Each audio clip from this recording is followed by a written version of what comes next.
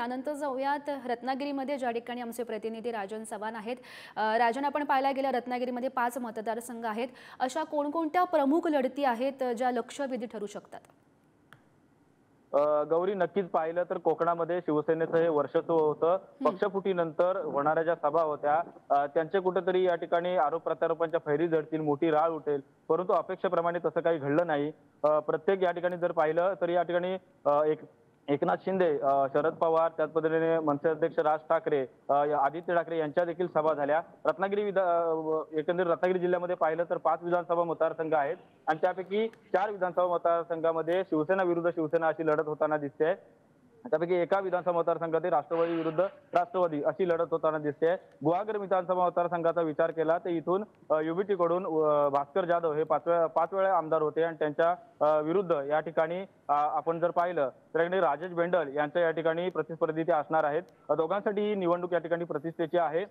भास्कर जाधव यांच्या विरोधात वंचित बहुजन आघाडीने देखील आंदोलन केलं होतं, त्याचा इफेक्ट पडणार की नाही पडणार हे देखील आता दिसून येणार आहे। दापोली विधानसभा मतदारसंघामध्ये जर पाहिलं तर रामदास कदम यांच्यासाठी ही प्रतिष्ठेची निवडणूक असणार आहे। या ठिकाणी शिंदे गटाकडून योगेश कदम तर त्यांच्या विरुद्ध उद्धव बाळासाहेब ठाकरे गटाकडून संजय कदम यांचं देखील आव्हान असणार आहे।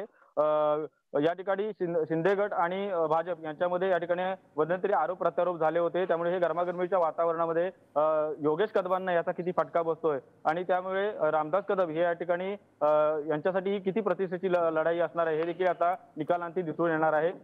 रत्नागिरी विधानसभा मतदारसंघाचा विचार केला तर राज्याचे उद्योगमंत्री उदय सामंत या ठिकाणी उभे आहेत। त्यांच्या विरुद्ध भाजपमध्ये असलेले आणि आता युबीटी मध्ये गेलेले बाळ माने यांच्या ठिकाणी या ठिकाणी ते प्रतिस्पर्धी असणार आहेत। या ठिकाणी आपण जर पाहिलं तर बाळ माने यांच्यासाठी ही निकराची लढाई असणार आहे। राजापूर विधानसभा मतदारसंघामध्ये पाहिलं तर राजन साळवी विरुद्ध किरण चव्हाण अशी हाय व्होल्टेज लढत होणार आहे। राजन साळवी या ठिकाणी चौथ्यांदा या ठिकाणी चौकार मारणार का आणि विकास आणि परिवर्तनाचा मुद्दा घेऊन उभे असलेले किरण सामंत या ठिकाणी आपला झेंडा रोवणार का हे देखील पाहणे आता औत्सुक्याचे ठरणार आहे। त्या पद्धतीने आपण जर पाहिलं